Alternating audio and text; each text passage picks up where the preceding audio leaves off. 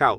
Nel video di oggi vi mostrerò come attivare la modalità di tracciamento del soggetto sulla GoPro Mission 1.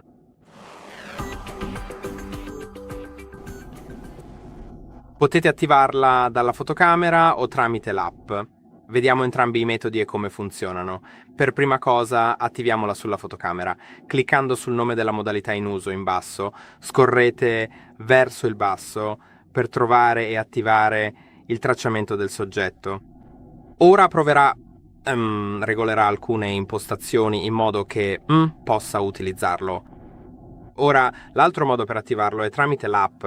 Devi essere in modalità video o in qualsiasi tipo di modalità che supporti il tracciamento del soggetto. Quando clicchi sul pulsante delle impostazioni di modifica, ora puoi trovare il tracciamento del soggetto e puoi attivarlo o disattivarlo. Ora, quando andrò all'anteprima qui per mostrare l'anteprima sull'app, perché penso che sarà semplicemente meglio. Quindi, come potete vedere proprio qui, potete vedermi e mentre inizio a muovermi dovrebbe iniziare a seguirmi. Sì, funziona. Posso anche ingrandire in modo che mi segua ancora di più.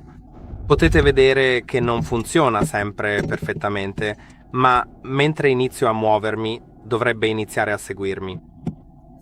Ora mi ha perso per un momento, quindi proviamo ad aiutarlo a capire. Sì. Ecco, ci sono e mi sta seguendo. Quindi spero che questo video sia stato utile. Non dimenticate di mettere mi piace e iscrivervi e ci vediamo al prossimo.